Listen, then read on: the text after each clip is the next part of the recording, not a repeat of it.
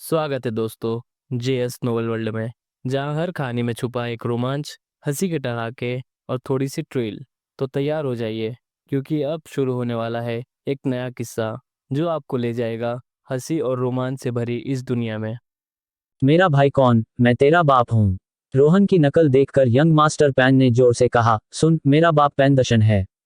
अभी मेरे सामने घुटने टेक दे तो शायद जान बख्श दूं। इस बार रोहन चौंका। क्या संयोग है, 2 घंटे पहले ही उसने पैन दशन को हॉस्पिटल भेजा था और अब उसका बेटा भी पिटाई मांग रहा है। यह बाप बेटा सचमुच अनोखे हैं। कहावत सच्ची है, जैसा बाप वैसा बेटा।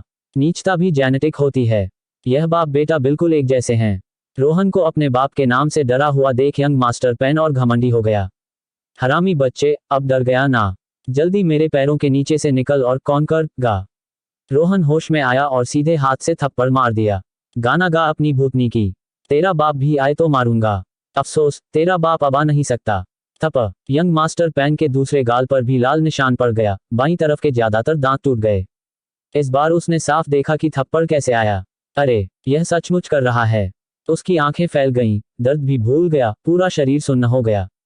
भूत देखने से भी डरावना, लेकिन वह भूत देखना पसंद करता। क्या क्या यह लेजेंडरी मार्शल आर्ट्स मास्टर है? भगवान, मैं मर जाऊंगा क्या? धड़ाम। यंग मास्टर पैन सीधे घुटनों पर बैठ गया। मैं गलती हो गई, मारो मत, मारो मत। रोहन फिर चौंका। किसने कहा कि वह मारने वाला है?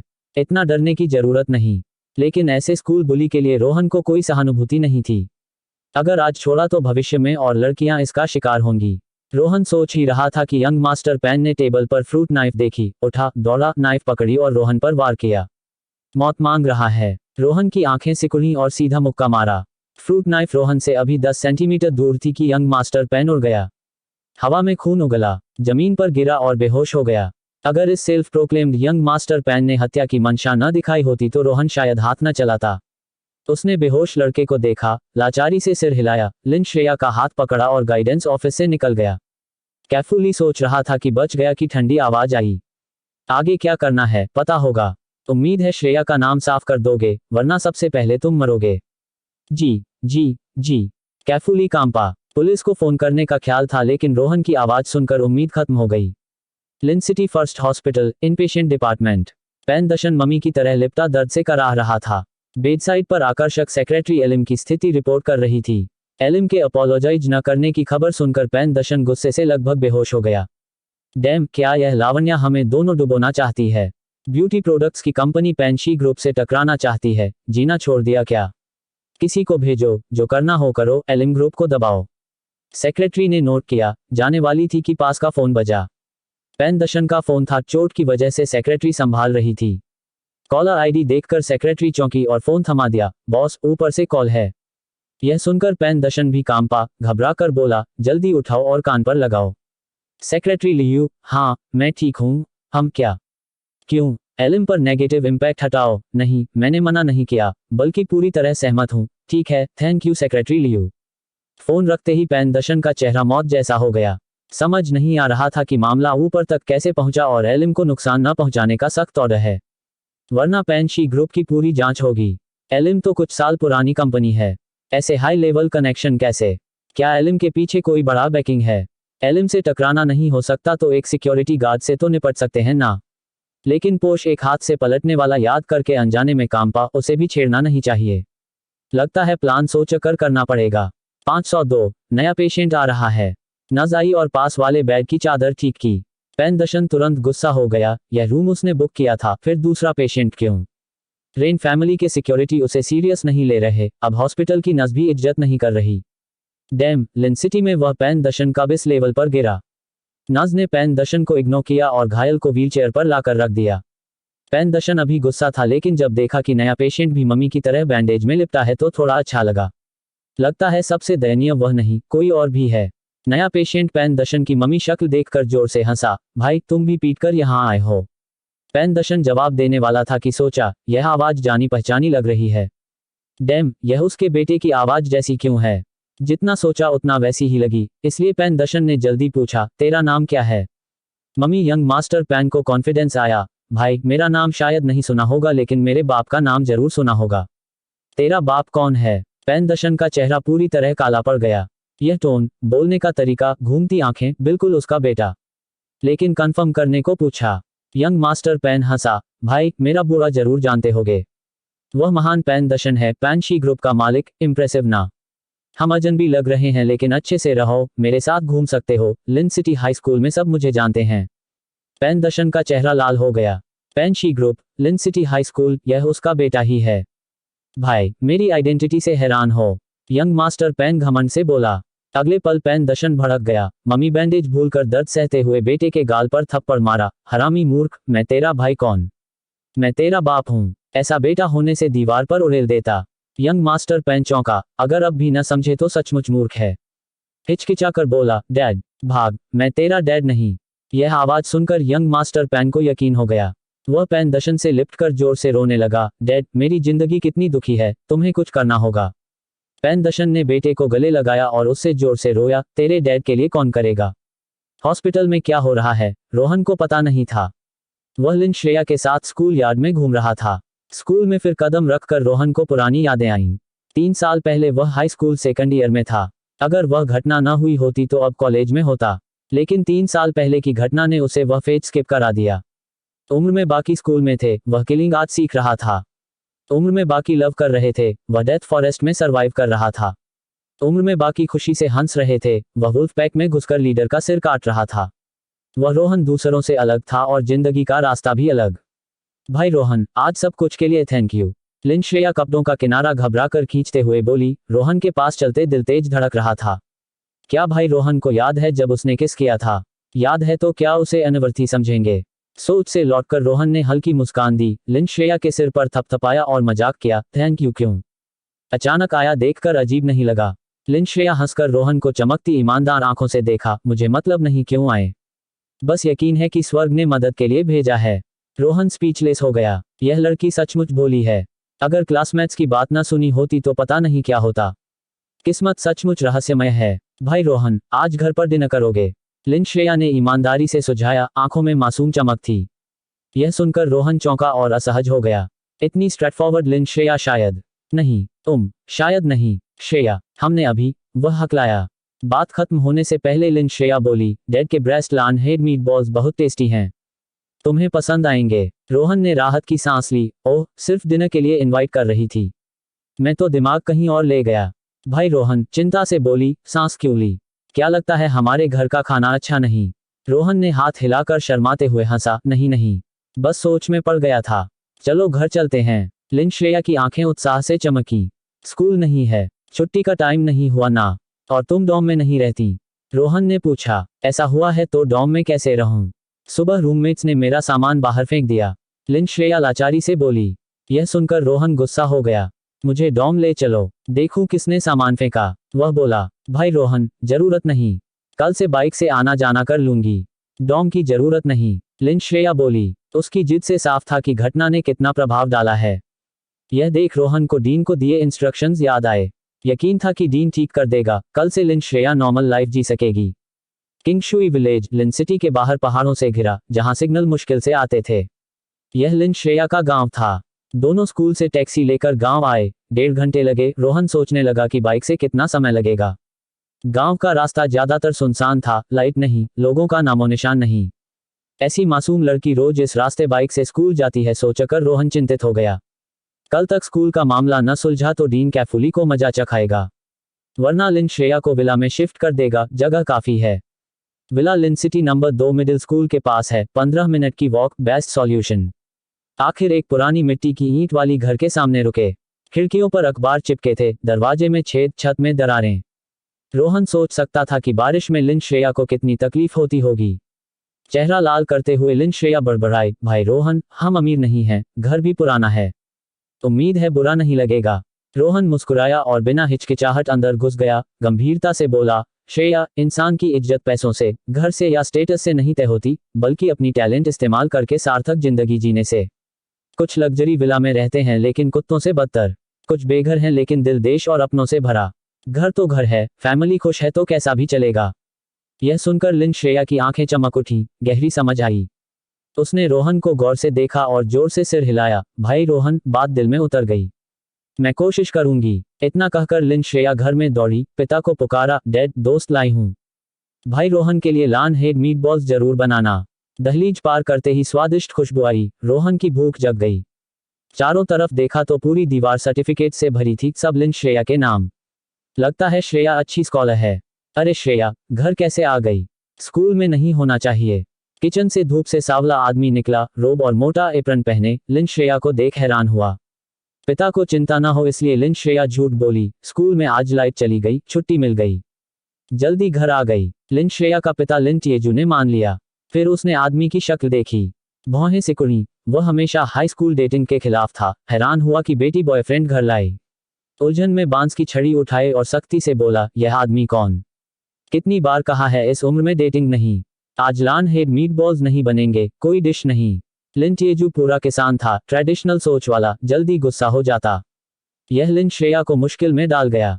उसे सपने में नहीं सोचा था कि पिता इतने भड़क जाएंगे। पिता का गुस्सा फूट न जाए इसलिए जल्दी फुसफुसाई, नहीं, वह मेरा बॉयफ्रेंड नहीं, बहुत अच्छा इंसान है। लिन श्रेया को डर था कि रोहन बॉयफ्रेंड सुन ले, उसके गाल लाल हो गए। बेटी को लाल होते देख लिन टिएजू और गुस्सा हो गया। लाल हो रही है तो रिलेशनशिप है ना। और यह आदमी लंबा, महंगे कपड़े, किसी अमीर यंग मास्टर लग रहा है। उसकी बेटी दुनिया से अनजान, खिलते फूल जैसी। सावधानी न बरती तो ऐसे लोग इमोशनली खेल जाएंगे। यही वजह थी कि लिन टिएजू बेटी की जल्दी लव के खिलाफ था। लिन टिएजू अच्छे से जानता था कि मर्द अच्छे नहीं होते, लेकिन दिल में एक एक्सेप्शन था, वह मास्टर जो दुनिया की मदद करता था, अथॉरिटी से नहीं डरता, राइटियस स्पिरिट वाला मास्टर। अफसोस, मास्टर को उसकी बेटी में इंटरेस्ट नहीं था। इंटरेस्ट होता तो फैमिली की किस्मत बदल जाती। बेटी इमोशनली धोखा खा जाएगी सोचकर लिन टिएजू गुस्से से गाल काटने लगा। उसे अमीर घर के बेटों से सबसे नफरत थी। टाउन में और बेचने वाले ओर्डली का बेटा रोज अमीरी दिखाता है। अफवाह है कि कई लड़कियों को बर्बाद किया है। दूर वाला आदमी बाहर से रिस्पेक्टेबल लग रहा है, लेकिन लिन टिएजू बेहतर जानता था। गुस्सा बढ़ता गया। लिन टिएजू ने बांस की छड़ी छोड़ी, पास की बैटन उठाए और गुस्से में रोहन पर झपटा। यह देख लिन श्रेया ने जल्दी पिता रोका, रोते हुए बोली, भाई रोहन अच्छे इंसान हैं, डैड क्या कर रहे हो? भाई रोहन, जल्दी भागो, भागो। रोहन की भौहें सिकुड़ी। पहले लगा पिता बेटी मजाक कर रहे हैं, लेकिन मामला सीरियस लग रहा था। अगले पल रोहन मुड़ा तो बैटन सीधे माथे पर आ रही थी। क्या बात है, लिन श्रेया का बाप पागल है, एक शब्द बोले बिना बैट से भगाना चाहता है। रोहन डोज करने वाला था कि बैटन अचानक रुक गई। लिन टिएजू भी जड़ हो गया जैसे फ्रीज स्पेल हो। यह चेहरा, भगवान, क्या गलती हो गई? मास्टर, अविश्वसनीय। लिन टिएजू ने जोर से आंखें रगड़ी, लेकिन चेहरा वही रहा, मुंह की मुस्कान भी बिल्कुल मास्टर जैसी। लिन टिएजू ही नहीं, रोहन भी दंग रह गया। यह आदमी क्या वही नहीं जिससे ब्यूटी एक्सट्रैक्ट बेचते समय मिला था? नाम लिन टिएजू था। उसने कहा था कि बेटी के चेहरे पर बर्थमार्क है। रोहन ने ब्यूटी एक्सट्रैक्ट की बोतल गिफ्ट की थी। लिन टिएजू बेटी का परिचय कराना चाहता था, लेकिन रोहन ने मना कर दिया था। लिन टिएजू, लिन श्रेया। चौंका रोहन, सोचा, कितना अजीब संयोग। लिन श्रेया डरी हुई थी, पिता को इतना गुस्सा देखा नहीं था। वह पिता के सामने छोटा शरीर रखकर बोली, भाई रोहन, जल्दी भागो, अब या कभी नहीं। रोहन पूरी तरह उलझन में था। लिन टिएजू को क्या हो गया? कहीं रेबीज वाला कुत्ता काट तो नहीं लिया? लेकिन लिन श्रेया भागने को कह रही है तो वजह होगी। ठीक, लिन श्रेया को घर छोड़कर दिन स्किप कर देगा। मुड़कर जाने वाला था कि लिन टिएजू अचानक रोने लगा। लिन श्रेया को लगा पिता रोहन लाने से गुस्सा है, तुरंत सांत्वना दी, डैड फिर कभी नहीं करूंगी, कसम खाती हूं। लेकिन लिन टिएजू ने ध्यान नहीं दिया, सीधे रोहन के पास गया। मास्टर, आखिर मिल गए। लिन टिएजू खुशी से कांप रहा था। काम से रूखे हाथ रोहन के हाथ कसकर पकड़े, छोड़ने को तैयार नहीं। लिन श्रेया अलग करने दौड़ी, लेकिन जड़ हो गई। पिता क्या कर रहे हैं? अभी तो पीटने वाले थे, अब हाथ पकड़ रहे हैं। और पिता रो रहे हैं। क्या यह वही पिता हैं जो अभी जोश में थे? क्या यह वही पिता हैं जो बात कहकर नहीं बदलते? कहीं गलत घर तो नहीं आ गई? और डैड भाई रोहन को मास्टर क्यों बुला रहे हैं? क्या हो रहा है? लिन श्रेया पूरी तरह उलझन में थी, रास्ता भटक गया लगा। रोहन ने ज्यादा उत्साहित लिन टिएजू को देखा और अजीब मुस्कान दी। अंकल, काफी समय हो गया, उम्मीद नहीं थी कि तुम श्रेया के पिता हो। लिन टिएजू मुस्कुराया और फिर हंसने लगा। फिर लिन श्रेया को देखा, नाखुश स्वर में बोला, मास्टर घर आए और बिठाया भी नहीं। मेहमानों से ऐसा सलूक। रोहन और लिन श्रेया एक दूसरे को देखा, दोनों के मुंह के कोने फड़के। अभी तो तुम छड़ी लेकर भगा रहे थे, इतने जोश से न भगाते तो अब तक खाना खा चुके होते। तीनों बैठ गए तो लिन टिएजू लिन श्रेया पर मुस्कुराने लगा, बोला, श्रेया, मास्टर से कैसे मिली? हाल में डेटिंग कर रही हो क्या? अच्छा है, अब डेटिंग की उम्र हो गई। जवान नहीं हो रही। लिन टिएजू उत्साह में बकबक कर रहा था। लिन श्रेया को पिता से सचमुच गुस्सा आ गया। छोटी उम्र से डेटिंग के खिलाफ थे, अब रोहन से मिले तो अचानक जवान नहीं रही। डेटिंग का टाइम, अभी तो 18 की हुई हूँ। लिन श्रेया मुंह फुलाकर बोली, डैड पहले बताओ तुम भाई रोहन से कैसे मिले। यह सुनकर लिन टिएजू को मजा आया और तुरंत रोहन के दवा बेचने की कहानी सुनाने लगा। सिटी मैनेजमेंट और पुलिस से कैसे निपटा, सब विस्तार से। सुनते हुए लिन श्रेया की आंखें चमक रही थीं। हालांकि उसी स्ट्रीट पर दवा बेचते मिली थी, लेकिन ऐसी दिलचस्प बैक स्टोरी नहीं पता थी। लिन टिएजू कहानी खत्म करके देखा कि देर हो गई और किचन में दौड़ा। डर था मास्टर भूखा न रहे, खाना बनाने लगा। लिन श्रेया के घर का चूल्हा ट्रेडिशनल था, लेकिन उस पर बना खाना बेहद स्वादिष्ट। रोहन को एंटरटेन करने को लिन टिएजू ने बैकयार्ड का मुर्गा तक मार दिया। रोहन बहुत टच हुआ। पहले अजीब बिहेवियर के बावजूद लिन टिएजू की सादगी और नेकी साफ दिख रही थी। खाना पीना खत्म करके रोहन विदा हुआ। लिन टिएजू रात रहने को कहना चाहता था, लेकिन जानता था कि मास्टर को यहाँ रखना ठीक नहीं, सिर्फ बाहर तक छोड़ा। गांव की पगडंडी पर ठंडी हवा चली। रोहन को बहुत अच्छा लगा। शहर की सुविधाएं बेहतर हैं, लेकिन परिवार के साथ जीने आनंद लेने को गांव बेस्ट है। यहाँ गाड़ियां नहीं चलती, इसलिए रोहन को काफी पैदल चलना था। अचानक रोहन की आंखें सिकुड़ी, चेहरा हैरानी से भरा। उसे स्पिरिट वुड ग्रास दिख गई। स्पिरिट वुड ग्रास के किनारे हल्के दांतेदार पत्ती, ऊपर हरी, नीचे हल्की हरी और रोएंदार। केवल कुछ समय में उगती है, फूल आने पर दवा का प्रभाव दोगुना। स्पिरिट वुड ग्रास से कल्टीवेशन एलिक्सिर बन सकती है या हीलिंग होली मेडिसिन। घाव पर पीस कर लगाओ तो कुछ घंटों में ठीक। एलिक्सिर रिफाइन करने का अच्छा खजाना। उस पुरानी चाइनीज मेडिसिन शॉप में नहीं मिली, लेकिन किंगशुई विलेज में मिल गई। रोहन को इंटरेस्ट आया, एक है तो पास में दूसरी तीसरी भी होगी। पहले स्पिरिट वुड ग्रास ढूंढते हैं। फैसला करके रोहन दूसरी राह पर चल पड़ा। शांतिपुर गांव के पास हिमगिरी पर्वत की तलहटी में कई पुलिस की गाड़ियां खड़ी थीं और आसपास का इलाका घेरा गया था। पुलिस वाले इधर उधर व्यस्त थे, जैसे कुछ बड़ा हादसा हुआ हो। एक खाली जगह पर कुछ अधिकारी 4 लाशों को देखकर मुंह बिचकाए खड़े थे। लाशें महिलाओं की थीं, बाल बिखरे हुए, कपड़े उतरे हुए, आंखें निकाली गई थीं, शरीर पर गहरे घाव, खास जगहें खून से लथपथ। गर्दन पर काटने के निशान साफ दिख रहे थे। मौत बेहद क्रूर तरीके से हुई थी। सभी अधिकारियों के चेहरे पर गुस्सा और सख्ती थी। कौन हो सकता है इतना हैवान? इन जवान लड़कियों को इस तरह मार डाला, गर्दन काटी, दिल निकाला, नीचे के हिस्से को बुरी तरह क्षत विक्षत किया और जिंदा रहते हुए उनसे बलात्कार किया। हरामी, अगर मैंने उसको पकड़ा तो जिंदा खाल उतार दूंगा, एक मध्यम उम्र के अधिकारी ने गुस्से में हाथ झटकते हुए कहा। उसकी अपनी बेटी भी इसी उम्र की थी, इसलिए ये मामला उसे व्यक्तिगत रूप से चुभ रहा था। उफ, जिया शर्मा ने मुंह पर हाथ रखा और पेड़ के पास मुड़कर उल्टी कर दी। इतने साल की सर्विस में कई भयानक केस देखे थे, लेकिन इतनी क्रूरता कभी नहीं। कातिल कोई साइकोपैथ था। अगर वो पकड़ में आया तो जिया ने मन ही मन कसम खाई कि उसके अंडे फोड़ देगी। इंस्पेक्टर कपूर ने जिया की पीठ थपथपाए और बोले, कैप्टन कार में आराम कर लो थोड़ी देर, फॉरेंसिक वाले देख लेंगे, टाइम लगेगा। जिया ने आंखों में दृढ़ता भरकर हाथ हिलाया और बोली, मैं ठीक हूं, चलो जारी रखते हैं। वो लाशों पर नजर गड़ाए रही जबकि फॉरेंसिक टीम जांच शुरू कर चुकी थी। जल्दी ही कुछ शुरुआती नतीजे आने चाहिए थे। लंबा इंतजार लगने के बाद जिया एक फॉरेंसिक एक्सपर्ट के पास गई। क्या पता चला? उसने पूछा। एक्सपर्ट का चेहरा पीला था, गंभीर स्वर में बोला, ये लड़कियां करीब 5 घंटे पहले मरी। गर्दन पर काटने के निशान, पेट और सीना जैसे किसी जंगली जानवर के पंजों से फाड़ा गया हो। दिल, किडनी, कुछ जरूरी अंग गायब हैं। जिया चौंक गई। उसने कातिल की क्रूरता सोची थी, लेकिन इतनी नहीं। क्या कोई अवैध अंग तस्करी का गिरोह संभव था? एक्सपर्ट ने जिया को सोचते देख जल्दी से कहा, अंग तस्करी का नहीं लगता, क्योंकि सिर्फ घाव ही नहीं, नीचे के हिस्से को भी बेहद क्रूर तरीके से क्षतिग्रस्त किया गया है। जिया का गुस्सा फूट पड़ा। उसने लात मारकर एक पत्थर उछाला और गालियां दी, साला साइको, पकड़ा तो खुद गोली मार दूंगी, हरामजादा। सभी अधिकारी गुस्से से भर गए, मुट्ठियां कसी हुई। इतने सालों में ऐसा अनोखा केस कभी नहीं देखा था। कुछ पल बाद जिया ने खुद को संभाला। अब गालियां देने का वक्त नहीं, कातिल को जल्दी पकड़ना था। इलाके में क्लू ढूंढो, उसने स्थिर आवाज में आदेश दिया। कातिल पास ही हो सकता है, शायद शांतिपुर गांव के आसपास। सब अलर्ट रहो। Yes ma'am. अधिकारी अलग अलग दिशाओं में फैल गए। जिया ने सफेद दस्ताने पहने और उत्तर पश्चिम दिशा में जाने को तैयार हुई जब एक आवाज आई, जिया, मैं तुम्हारे साथ चलूं। साफ सुथरे बालों वाला, चेहरे पर मुस्कान लिए अर्जुन मेहरा उसके सामने खड़ा था। मैं नया हूं पुलिस में, योगदान देना चाहता हूं, मेरे साथ चलो। जिया ने ठंडे स्वर में हंसी और मना कर दिया। अर्जुन मेहरा, तुम सिर्फ सहायक अधिकारी हो, अभी फोर्स का हिस्सा भी नहीं। बेसिक सीखो और मुसीबत मत पैदा करो, कहकर वो मुड़कर चली गई। स्टेशन में सबसे परेशान करने वाला यही नया लड़का था। अर्जुन का अच्छा भविष्य था, फिर भी पुलिस ज्वाइन की। उसके इरादे समझ नहीं आते थे। अर्जुन ने जिया की जाती हुई पीठ देखी, घूंट निगला और बड़बड़ाया, घमंडी औरत, क्या बड़ा समझती है खुद को। तेरे लिए ही तो ज्वाइन किया। बिस्तर पर लाकर देखता हूँ कितना रोएगी।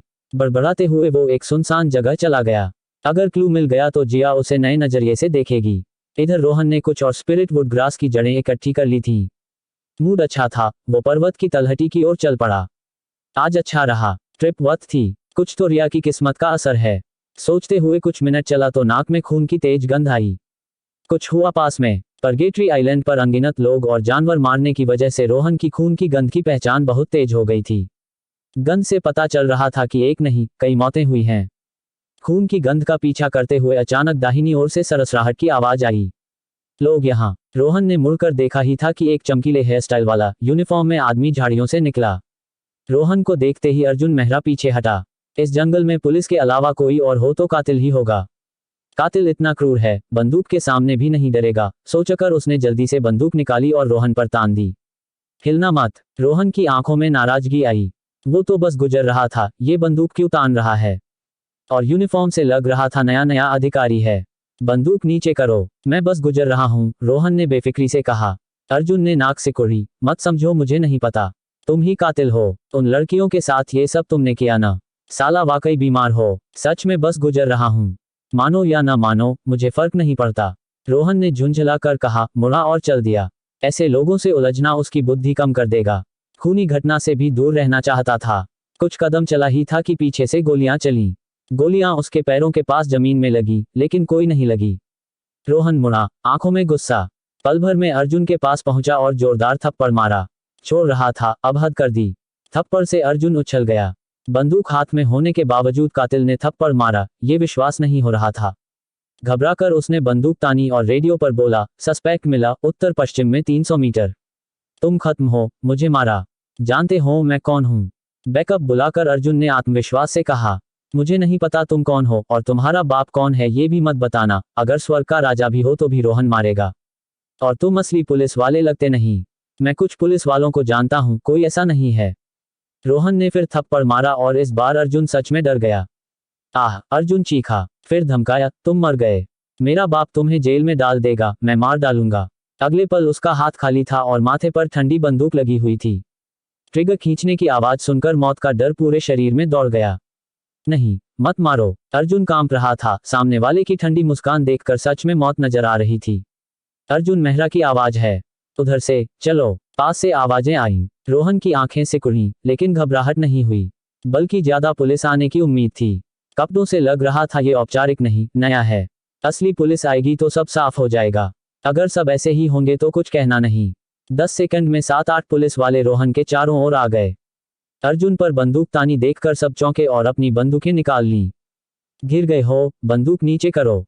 रोहन ने अनुपालन नहीं किया, सबको ठंडी नजर से देखा और पूछा, यहाँ कौन इंचार्ज है? मैं। अगले पल ठंडी आवाज आई। जिया शर्मा भीड़ से निकली और रोहन को देखकर हैरान हुई।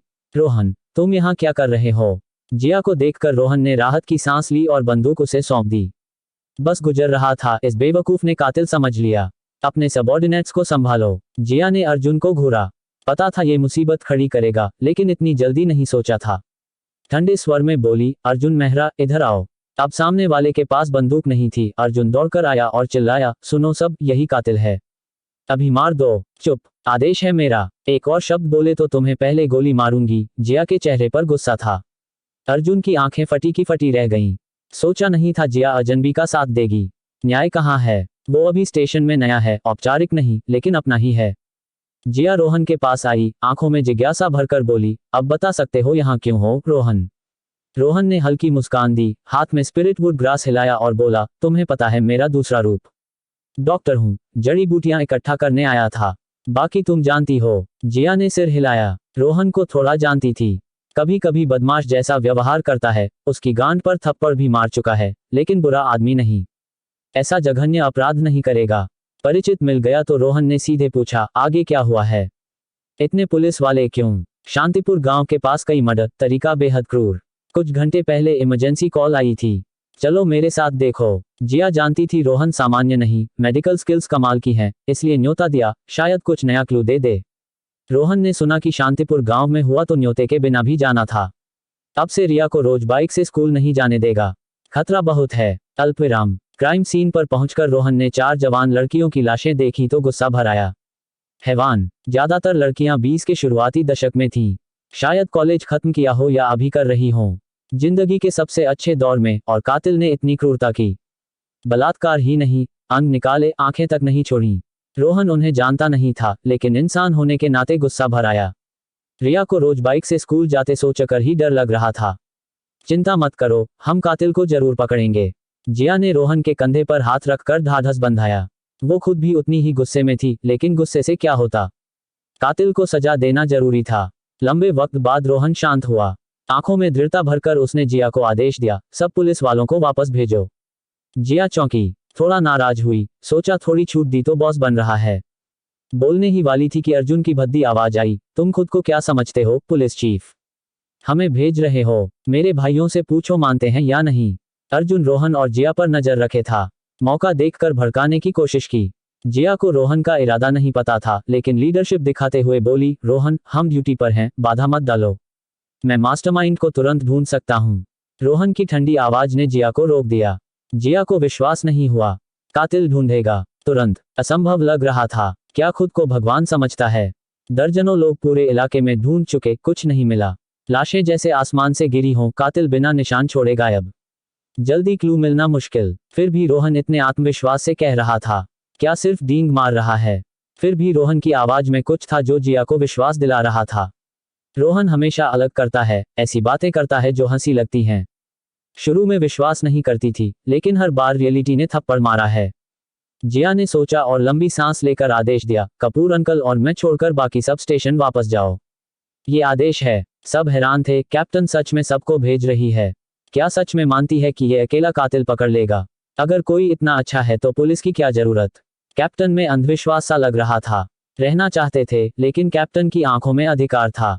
आखिरकार सब गाड़ियों में चले गए। सीन पर सिर्फ 3 लोग बचे, रोहन, जिया शर्मा और इंस्पेक्टर कपूर। रोहन को मदद चाहिए थी, 3 ठीक थे। जिया ने होंठ सिकोड़े और आगे बढ़कर बोली, जैसा कहा वैसा कर दिया। अब तुम्हारी बारी। सच कहूं, पता नहीं क्यों मान ली। उम्मीद है निराश नहीं करोगे। निराशा मेरे शब्दकोश में नहीं है, रोहन ने शांत स्वर में कहा। इंस्पेक्टर कपूर ने सिर हिलाया, सोचा आजकल के युवा कितने दिखावटी हैं। अकेले कुछ कैसे ढूंढेगा? यहाँ कोई क्लू ही नहीं। आजकल के युवा भरोसेमंद नहीं रहे। फिर भी कुछ नहीं बोले। दशकों की सर्विस में सिर्फ बेदाग रहना चाहते थे। बाकी सब देख लिया, अगर खेलना है तो खेलें। 4 लाशों को देखकर रोहन ने गहरी सांस ली। मृतकों को न्याय दिलाने के लिए वो तरीका अपनाना पड़ेगा। जिया और कपूर से बोला, 9 दर्पण ढूंढो, सब गोल और एक कांसे का हो। गांव में मिल जाएंगे, लाकर यहाँ रखो। दर्पण सुनकर जिया नाराज हुई। बोली, रोहन, कातिल ढूंढने थे ना? अब श्रृंगार का वक्त। जितनी देर करेंगे उतना मुश्किल होगा। रोहन ने समझाने का मूड नहीं था, बस बोला, 9 दर्पण, एक कम नहीं। सच सामने आएगा। कपूर अंकल ने सिर हिलाया, सोचा ये सिर्फ दिखावटी नहीं, बच्चा भी है। क्या दर्पण से बीता हुआ दिख जाएगा? जिया ने गुस्सा दबाया, गहरी सांस ली और शांत स्वर में बोली, ठीक है। दर्पण चाहिए तो लाती हूँ। और कुछ? चांद भी चाहिए तो बता दो, तोड़ लाऊंगी। रोहन रुका, हैरान हुआ। मुड़कर शर्माते हुए बोला, सोचा नहीं था सही अनुमान लगाओगी। चांद चाहिए सच में, लेकिन तुम सिर्फ दर्पण लाओ, चांद मैं संभाल लूंगा। जिया को चक्कर सा आ गया। रोहन हर पल ज्यादा अविश्वसनीय लग रहा था। पछता रही थी कि क्यों मानी। ये पागलपन है। ठंडे स्वर में इशारा करके कपूर अंकल के साथ सीन से चली गई। पुलिस यूनिफॉर्म की वजह से दर्पण आसानी से मिल गए। एक बूढ़ी दादी से कांस्य दर्पण भी मिल गया। 9 दर्पण देखकर रोहन खुश हुआ। जिया ने दर्पणों की ओर इशारा करके पूछा, ला दिए, अब क्या? लाशें ज्यादा देर बाहर नहीं रह सकती, जल्दी गाड़ी में रखवाना होगा। रोहन बैठ गया और आराम से बोला, चांद निकलने का इंतजार करो। हमेशा शांत कपूर अंकल अब नहीं रुके। 4 लड़कियां जंगल में इतनी देर पड़ी हैं और ये इंतजार कर रहा है। दर्पण छोटी बात, मृतकों को दफनाना बड़ी बात है। कपूर रोहन के पास आए और बोले, युवक, मुझे फर्क नहीं पड़ता तुम्हारा विश्वास क्या है, दर्पण क्यों मंगवाए। सच पता कर पाओ या ना करो, फर्क नहीं। इतने साल सर्विस में ये देखकर मन नहीं मान रहा। क्या तुम्हारा जमीर नहीं चुभता?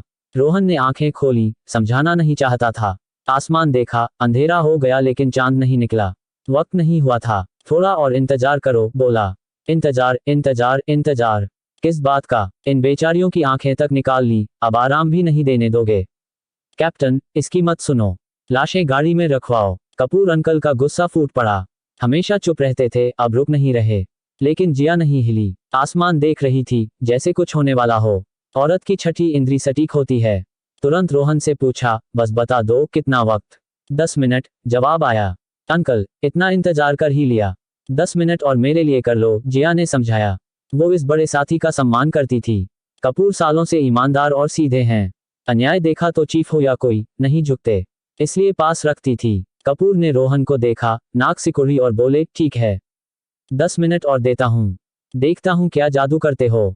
बहस खत्म हुई तो शांतिपुर गांव पूरी तरह खामोश हो गया। कभी कभार कुत्ते भौंकते, बस। घने बादलों वाला आकाश जैसे गांव को दुनिया से अलग कर रहा था, ठंडक और डर पैदा कर रहा था। ऐसी रात जैसे कत्ल के लिए बनी हो। गहरे अंधेरे में कोई तारा नहीं, जैसे अनंत स्याही से ढका हो। लंबे इंतजार के बाद कोहरे भरी रात में चांद की किरणें आईं। चांदनी 4 मृत लड़कियों की लाशों पर गिरी। 10 मिनट हो गए। कपूर ने कांपते हुए कपड़े कसे और रोहन के पास आए। जिया भी खड़ी हो गई, रोहन के सच का इंतजार करने लगी। अचानक रोहन ने आंखें खोली, रहस्यमय चमक के साथ। शांत आवाज आई, अब जो भी हो, आवाज मत करना। और यहां से जाते वक्त आज की बात किसी को मत बताना। दोनों चौंके, रीढ़ में सिहरन दौड़ी। क्या रोहन भूत बुलाने वाला है? रोहन 4 लाशों के सामने खड़ा हुआ, एक डाली से जमीन पर साधारण फॉर्मेशन बनाया। धीरे धीरे मंत्र जैसे बोलता हुआ, सच में तांत्रिक लग रहा था। मैंने जो 5 बिंदु बनाए हैं, वहां वहां दर्पण रखो, आदेश दिया। जिया ने शक के बावजूद वैसा ही किया। यहां एक रखो, बोला। कपूर अंकल ने भी रखा। यहां एक और। कैप्टन, ये क्या कर रहा है? कपूर अंकल ने जिज्ञासावश पूछा। जिया ने सिर हिलाया। काश पता होता। 8 दर्पण 8 दिशाओं में रखे गए, सब केंद्र में 4 लाशों की ओर मुहे। लाशों के विकृत चेहरे दर्पणों में दिख रहे थे, माहौल डरावना हो गया। कैप्टन, तुम इस लड़के को जानती कैसे हो? ये तो किसी जादू टोने वाले की तरह लग रहा है। इतनी देर से रहस्यमय खेल खेल रहा है, सिर्फ कुछ दर्पण है, क्या इनसे कातिल मिल जाएगा? इंस्पेक्टर कपूर रोहन की तरफ देखकर बोले। फॉर्मेशन बना रहा रोहन मुस्कुराया, लेकिन कुछ नहीं बोला। आम इंसान और कल्टीवेटर का फर्क था। कौन किसको थप्पड़ मारेगा, खुद पता चल जाएगा। रोहन ने कांस्य दर्पण हाथ में लिया और आंखें बंद करके चलने लगा। ध्यान से देखा जाए तो हर कदम पर पैर की उंगली जमीन पर गोल घेरा बना रही थी। दूसरों को लग रहा था जैसे जूते घसीट रहा हो। अचानक रोहन की आंखें खुली, उंगलियां मुद्रा बनी और कांस्य दर्पण हवा में उछाला। दर्पण घूमता रहा, चांदनी उस पर पड़ी और चमकदार रोशनी फैली। जिया और कपूर की आंखें चौंधिया गईं, उन्होंने हाथ से रोशनी रोकी। कुछ सेकंड बाद दोनों के चेहरे बदल गए। दर्पण ऊपर फेंका गया था, गिरना चाहिए था, लेकिन कोई ताकत उसे हवा में रोक रही थी। रहस्यमयी। रहस्य चरम पर पहुंच गया।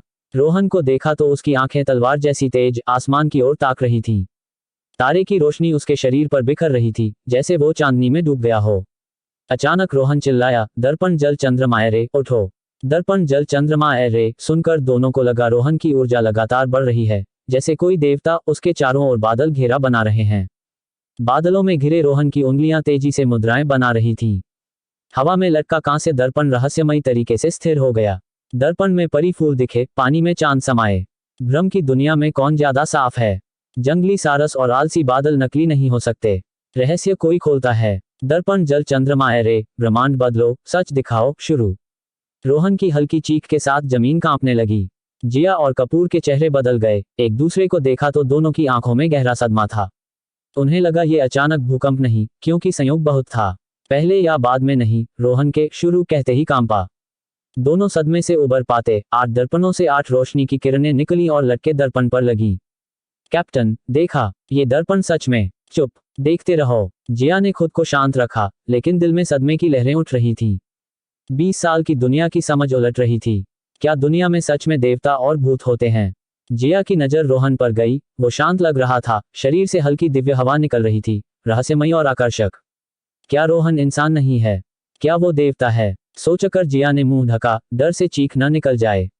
रोहन को जिया की हालत का पता नहीं था। वो मन शांत करके दर्पण जल चंद्रमा एरे को कंट्रोल कर रहा था। एरे शुरू हो चुका था, लेकिन ये पहला कदम था। पिछले और भविष्य को जोड़ने के लिए सबसे जरूरी कदम आत्मा बुलाना। बिना हिचके रोहन की उंगली कांस्य दर्पण पर लगी। जोर से दबाया तो उंगली से खून की बूंद निकली और दर्पण पर जा लगी। बूम, खून की बूंद दर्पण से टकराए और खून की धुंध बन गई। धुंध 4 लाशों पर गिरी और रोशनी और तेज हो गई। कांस्य दर्पण से सीधी तेज रोशनी 4 लाशों पर पड़ी। रोहन को पता था मौका आ गया। शरीर में ट्रुकी चलाई, पैर पटका तो जमीन फिर कांपी। अगले पल 8 दर्पण भी हवा में लटक गए। हर दर्पण के बीच खून की हल्की लाइन जुड़ गई। रोहन की ताकत बढ़ती गई, आंखें केंद्रित, उंगलियां अरे मुद्रा बनाकर कांस्य दर्पण पर हमला किया। रोशनी दुनिया में उतरे, दिव्य को दर्पण में बुलाओ। दर्पण जल चंद्रमा अरे सक्रिय। आवाज गिरते ही कांस्य दर्पण से रोशनी की किरण आसमान में गई। बूम, 8 दर्पण कांस्य के दबाव से नहीं सह पाए और फट गए। फटते ही रोशनी के कण बने और फिर जुड़ गए। आश्चर्यजनक तरीके से बड़ा खाली दर्पण बन गया। वो दर्पण सच में। जिया ने मुंह ढका और जमीन पर बैठ गई, क्योंकि खाली दर्पण में पानी पर हवा की लहर जैसी तरंगें उठीं और शांत होने पर एक दुष्ट चेहरे वाला जवान लड़का दिखा। और 4 जवान लड़कियां। लड़कियों के कपड़े जमीन की 4 लाशों जैसे ही थे। ये डरावना है। कपूर पीछे हटे और जमीन पर बैठ गए, पीठ से ठंडा पसीना बह रहा था। सच में दिख गया। दृश्य दोबारा बन गया। कपूर सोचना चाहते थे ये सपना है, क्योंकि बहुत अजीब था। दृश्य सीधा दोबारा बना। ये कैमरा नहीं, एडवांस टेक्नोलॉजी नहीं। 9 दर्पण और खून की बूंद से एक जवान ने किया। ये लड़का इंसान है भी। कपूर ने रोहन को देखा तो उसका चेहरा पीला था। इस जवान का बैकग्राउंड क्या है? ऐसा कर सकता है, दिमाग हिला देने वाला। कपूर का चेहरा शर्म से लाल हो गया। पहले रोहन को कम समझा था, रियलिटी ने थप्पड़ मारा। दर्पण जल चंद्रमा एरे आम फॉर्मेशन नहीं। शुरू करने के लिए बड़ी शर्तें चाहिए। अगर रोहन प्रोफाउंड एक्सट्रीम रियल में नहीं पहुंचता तो दृश्य नहीं बना पाता। दृश्य में काले लबादे वाला दुष्ट जवान 4 लड़कियों को कमरे में फंसाकर क्रूरता से काटकर मार रहा था। खूनी हाथ लड़कियों के शरीर में घुस रहे थे। कमरा खून से भरा था। क्रूरता चरम पर। जिया को पहले सिर्फ क्रूर लगा था, दृश्य देखकर सदमा लगा। ये कातिल इंसान है। ये तो शैतान है। सबने रोहन का चेहरा नहीं देखा, उसके बाल आंखें ढके थे। हवा चली तो भेड़िए जैसी कातिल आंखें दिखीं। मुठियां कसी, ऊर्जा फूट रही थी, मुंह पर ठंडी कातिल मुस्कान। क्योंकि उसने काले लबादे वाले को पहचान लिया। विक्रम सिंह, वही दुष्ट दक्षिण एशियाई जवान जो प्रकाश खत्री के साथ जमीन पर दांव लगा रहा था। तब रोहन को विक्रम और उसके पतले बूढ़े से बुरी फीलिंग आई थी। अब समझ आया, ऐसी क्रूरता कैसे अच्छी लगती। रोहन ने कांस्य दर्पण देखा, दिल में आग भड़की। विक्रम सिंह सोचता है किसी को पता नहीं चलेगा। विक्रम सिंह सोचता है तेरा रुतबा होने से मैं नहीं छूऊंगा। विक्रम सिंह सोचता है भारत में कोई कुछ नहीं कर सकता। 3 दिन में नहीं मरा तो रोहन अपनी बाजू काट लेगा। डरावनी कातिल इरादा पूरे इलाके में फैला, जैसे हवा में अनगिनत छुरियां नाच रही हों। रोहन को देशभक्ति नहीं थी, लेकिन विदेशी को भारत में इतनी आजादी से क्रूरता बर्दाश्त नहीं। राष्ट्रीय सुरक्षा वाले न करें तो रोहन करेगा। विक्रम के पीछे पूरे देश को नाराज करके भी। जिसे मारना चाहता हूं, कभी नहीं बचा। दृश्य शांतिपुर गांव में रुककर अंधेरे में गायब हो गया। लटका कांस्य दर्पण गिरा और रोहन के हाथ में आ गया। धुंध छटी, सब सामान्य हो गया। जिया और कपूर सदमे से बोल नहीं पा रहे थे, बस रोहन के हाथ के दर्पण को देख रहे थे। आज की बात किसी को मत बताना, रोहन ने पीट करके कहा। हाँ, हम में ईमानदारी है, वैसे भी कोई मानेगा नहीं। जिया ने पहले जवाब दिया। हाँ हाँ, कपूर जल्दी से बोले। रोहन मुड़ा, कांस्य दर्पण जिया को दिया और गंभीरता से बोला, केस बंद कर दो। जिया और कपूर की आंखें फटी, जैसे कुछ अविश्वसनीय सुना हो। पहले सबसे ज्यादा गुस्सा तुम्हें था, कातिल तुमने ढूंढा, अब पहचान के बाद केस बंद करने को कह रहे हो। बेचारी मरी लड़कियों का न्याय नहीं चाहिए। रोहन, मैं जिया शर्मा केस कभी बंद नहीं करूंगी। तुम डर गए हो तो मैं नहीं डरी। जिया ने आत्मविश्वास से कहा। सोचा रोहन दृश्य वाले आदमी से डर गया। रोहन ने लाचार सिर हिलाया, जेब से सिगरेट निकाली, जलाई। दूर देखता रहा, फिर बोला, मैं कातिल को जानता हूं, तुम्हारा पुलिस डिपार्टमेंट उसे नहीं संभाल सकता। जिया को लगा रोहन दिल्ली पुलिस की क्षमता पर सवाल उठा रहा है। रोहन की ताकत देखी थी, फिर भी बोली, दिल्ली पुलिस स्पेशल डिपार्टमेंट से संपर्क करेगी। चिंता मत करो, ऐसों से निपटने के तरीके हैं। रोहन ने ठंडी हंसी ली और पूछा, अगर उसका रुतबा स्पेशल हो। जिया रुक गई, चुप हो गई। जैसा कहा, पुलिस कुछ नहीं कर सकती, जानते हुए भी, क्योंकि उसका स्टेटस बहुत ऊंचा है। रोहन ने सिगरेट जमीन पर फेंकी और कुचली। पीछे मुड़ा और गंभीरता से बोला, तुम्हारे उलट मुझे कोई बंधन नहीं, उसके पीछे की ताकत से डर नहीं। मैं अनोखे तरीके से निपटूंगा। रोहन, अकेले उससे भिड़ने का प्लान है। दृश्य में देखा कितना डरावना है। जल्दबाजी मत करो, जिया ने समझाया। पता था रोहन अकेले जाने वाला है। जिसे मारना चाहता हूं, कभी नहीं चुका। याद रखना, कभी नहीं। ये शब्द छोड़कर रोहन रात के अंधेरे में गायब हो गया। अल्पविराम। उस रात रोहन घर नहीं गया। लावण्या से झगड़े की वजह से कुछ दिन नहीं जाना था। सौभाग्य से शहर में होटल मिल गया। अगले दिन रिया को स्कूल छोड़ना आसान हुआ। हुई घटनाओं से सतर्क रहना था। होटल रूम में रोहन क्रॉस लेग बैठा और मिस्टिकल स्पेस से जियांगनान प्रांत की नीलामी से जीता उल्कापिंड निकाला। उल्कापिंड हाथ में लिया तो अंदर से खास ऊर्जा की तरंगें महसूस हुई। ये फीलिंग सूक्ष्म थी, जैसे अंतरिक्ष का उल्कापिंड खोलते ही कुछ नया मिलेगा। रोहन ने नव सूर्य शक्ति चलाई, ट्रू की हथेली पर आई और उल्कापिंड में घुसी। लेकिन ट्रू की छूते ही हथेली में जलन हुई। रोहन ने सहज रूप से छोड़ा, उल्कापिंड जमीन पर गिरा। रोहन चौंका। नव सूर्य शक्ति आग की ताकतवर तकनीक है, आम आग से नहीं डरता। लेकिन उल्कापिंड की जलन से छोड़ दिया। कैसे? रोहन ने कई बार ट्राई किया, हर बार जलन से नहीं सह पाया। क्या उल्कापिंड एब्जॉर्ब नहीं कर सकता? असंभव। मिलते समय अंदर ऊर्जा महसूस हुई थी। महसूस हुई तो एब्जॉर्ब कर सकता हूँ। उल्कापिंड अजीब है। पहले सरफेस की जलन सहने का तरीका ढूंढो। कमरे के तापमान पर उल्कापिंड ठंडा था, लेकिन ट्रू की छूते ही जलन। बिना ट्रू की ट्राई करना पड़ा। सोचकर रोहन ने फिर उल्कापिंड लिया और कमजोर दिव्य संवेदना से संपर्क किया। कुछ रियल्म तक पहुंचने पर ही दिव्य संवेदना होती है। रोहन का रियल्म ज्यादा ऊंचा नहीं, लेकिन दृष्टि ऊर्जा तकनीक से कमजोर दिव्य संवेदना हो गई थी। दिव्य संवेदना उल्कापिंड में घुसी। अचानक उल्कापिंड से मजबूत खिंचाव आया, कमजोर संवेदना अंदर खींच ली। संवेदना पुल बनी, रोहन और उल्कापिंड जुड़ गए। उम्मीद है। अचानक कुछ टूटने की आवाज हुई। उल्कापिंड की काली सतह टूटने लगी। टूटते ही अंदर आग जैसी लाल पत्थर दिखा। उल्कापिंड खुल गया। रोहन ने संवेदना वापस ली और ट्रू की से स्पिरिट स्टोन छुआ। अगले सेकंड घनी स्पिरिचुअल ऊर्जा पानी जैसी शरीर में घुसी। रोहन खुश हुआ। तुरंत नव सूर्य शक्ति चलाए और उल्कापिंड की ऊर्जा अब्सॉर्ब करने लगा। अंदर की लाल ऊर्जा डैंटियन में जा रही थी। रोहन को नहीं पता था कि डैंटियन में जा रही ऊर्जा ट्रू की नहीं, अनंत आग थी। अल्पविराम। रात चुपचाप गुजरी। रोहन ने गंदी सांस छोड़ी। अफसोस हुआ कि प्रोफाउंड एक्सट्रीम रियल्म के लेट स्टेज में ब्रेक थ्रू नहीं हुआ। जितना आगे उतना मुश्किल। गहरी सांस लेकर फोन ऑन किया। फोन जल्दी चालू हुआ, लेकिन अगले सेकंड रोहन ठिठक गया। 128 मिस्ड कॉल्स। 85 लावण्या की, 47 काव्या की, 5 अनजान नंबरों की, 1 कस्टमर सर्विस की। लिस्ट देखता रहा, आखिर कॉल बैक नहीं की। नेहा मेहता का नंबर डायल किया। कॉल जल्दी कनेक्ट हुई। रोहन और नेहा ने कॉफी शॉप में मिलने का प्लान बनाया। रोहन जानता था विक्रम सिंह कहाँ है। ये पता हो तो राष्ट्रीय सुरक्षा ब्यूरो को और ज्यादा पता होगा। ब्यूरो को पता है तो सर्च करने की जरूरत नहीं। अल्पविराम। रिया को स्कूल छोड़कर रोहन तय कॉफी शॉप पहुंचा। नेहा ने ब्लू माउंटेन कॉफी ऑर्डर की, बिना शुगर। टेबल के पार रोहन को देख मुस्कुरा रही थी। रोहन, सुना जियांगनान प्रांत की नीलामी में गए थे। रोहन को हैरानी नहीं हुई कि नेहा को पता है। राष्ट्रीय सुरक्षा ब्यूरो को ये भी ना पता हो तो बेकार। रोहन ने कॉफी पी, मुंह बिचकाया। कॉफी पसंद नहीं, नशा करने वाली ड्रिंक पसंद थी। कॉफी साइड रखी और मजाक किया, तो तुम लोग टॉयलेट करते देखते हो। मेरा साइज अच्छे से पता होगा। बड़ा है न? नेहा का चेहरा लाल हो गया। सोचकर शर्म आती थी कि इसने जू परिवार के दरवाजे पर उसके स्तनों को छुआ था। टॉपिक बदलकर बोली, सीधे बता क्यों मिलना चाहते हो? मेरे पास केस हैं। रोहन भी घुमाना पसंद नहीं करता। तुम लोग किसी को ढूंढने में मदद करो, सटीक लोकेशन चाहिए। नेहा को समझ आया। टेबल पर टैप किया और बोली, पहले बता किसे ढूंढ रहे हो? कुछ लोग ऐसे हैं जिनकी जानकारी स्पेशल ऑपरेशंस टीम को नहीं मिल सकती। विक्रम सिंह। सोचता हूं तुम जानती हो।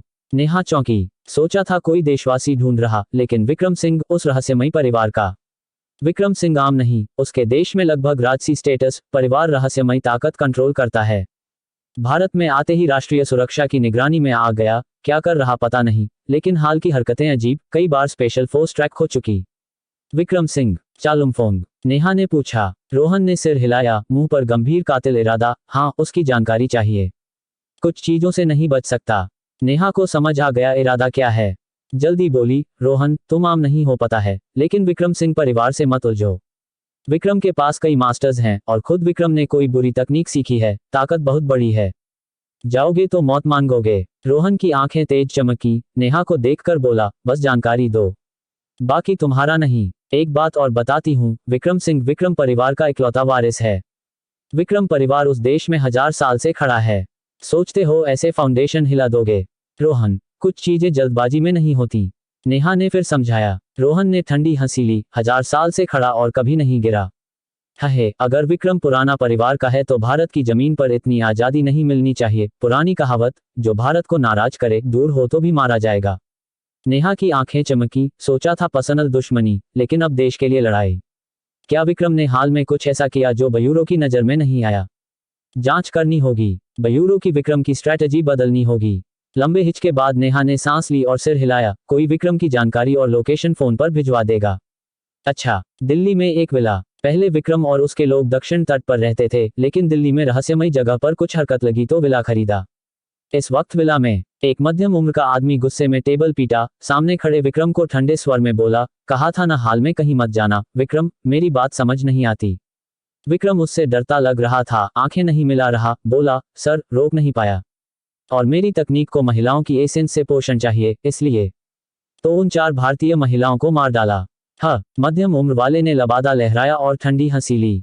अपने लोगों से विक्रम को फॉलो न करवाया होता तो पता नहीं चलता। विश्वास नहीं होता, विक्रम ने भारतीय महिलाओं की एसेंस अब्जॉर्ब की। ये भारत है, भारत बड़ा और रहस्यमयी देश। गलती की तो यहाँ दफन हो जाओगे।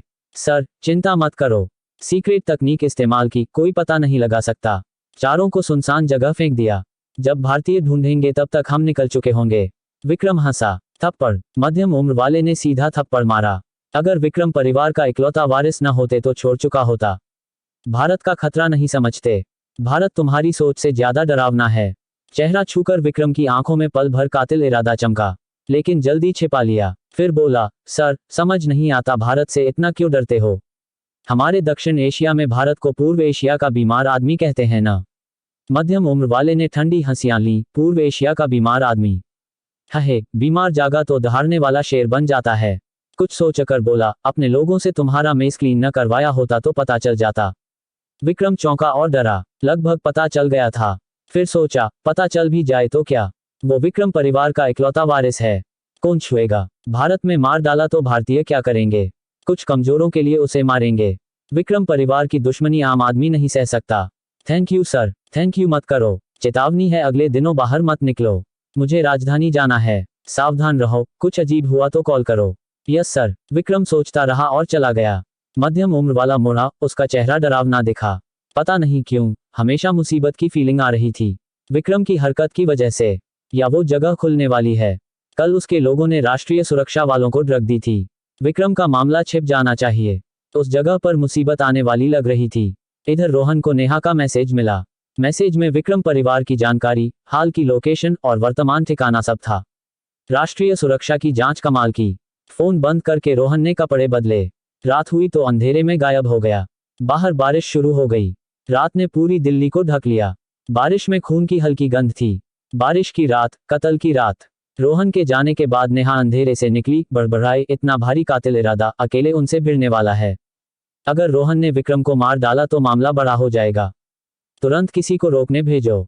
शाम 7 बजे आसमान पर चांद चमक रहा था। दिल्ली में एक विला बेहद शांत था। विक्रम सिंह। रोहन ने रोशनी से भरे विला को देखा। पहली नजर में सामान्य, लेकिन हर जगह अजीब माहौल। विला के चारों ओर ऊर्जा तरंगे देख रोहन मुस्कुराया। फॉर्मेशन। ऐसी घटिया फॉर्मेशन से खुद को छिपाना चाहते हैं। रोहन को नहीं पता था पृथ्वी पर फॉर्मेशन दुर्लभ हैं, एरे मास्टर्स और भी। प्राचीन मेडिकल सेंट की विरासत से कई फॉर्मेशन पता थी। सेंट मेडिसिन में माहिर था, लेकिन फॉर्मेशन और एलिक्सिर भी जानता था।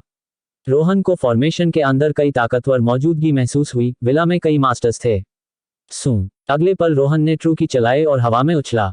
लैंड करने वाला था कि सिल्वर नीडल निकली और विला के फाउंटेन के आई में लगी। वहां फॉर्मेशन का कोर था। धड़। नीडल लगी तो ट्रू की तरंग फैली। फॉर्मेशन गायब हो गई। रोहन सुरक्षित लैंड किया। विला के प्रवेश पर खड़ा रोहन कई मास्टर्स की नजर में आ गया। तुम कौन? निकल जाओ। एक अजीब कपड़ों वाला आदमी पल भर में रोहन के सामने आया। बिना हिचके चीखा और मुक्का मारा। मुंह पर हल्की तरंग कल्टिवेटर था। तुम्हें निकलना चाहिए। रोहन ने शांत मुक्का मारा। ट्रू की भी नहीं इस्तेमाल की। ट्रू की तरंग न देखकर आदमी हंसा। कचरा आसमान से लड़ने चला। इस मुक्के से या तो अपंग हो जाएगा या मार, या टुकड़े हो जाएंगे। अगले सेकंड मुक्के टकराए। आदमी को लगा दीवार से टकराया। उसकी ट्रू की बेकार। क्रैक। बाजू टूटी, उड़ गया। एक मुक्के में नहीं टिक पाया देखकर एक मास्टर गंभीर स्वर में बोला, दोस्त, ये दक्षिण एशिया के विक्रम सिंह परिवार का इलाका है। रुको रुको। रोहन ने ठंडी हंसी ली। रुकना होता तो आता क्यों? गार्ड्स को इग्नोर करके अंदर चला। रुको। विक्रम सिंह परिवार से दुश्मनी मोल लेना चाहते हो? एक आदमी का चेहरा बदल गया। रोहन की कल्टीवेशन लेवल समझ नहीं आ रही, लेकिन बुरी फीलिंग थी। विला फॉर्मेशन से ढका था, लेकिन ये जवान ऐसे घुस आया जैसे कुछ नहीं। चेहरा पर घबराहट नहीं, मुसीबत मोल लेने आया है। दक्षिण एशिया का विक्रम सिंह परिवार को चुनौती देने वाला।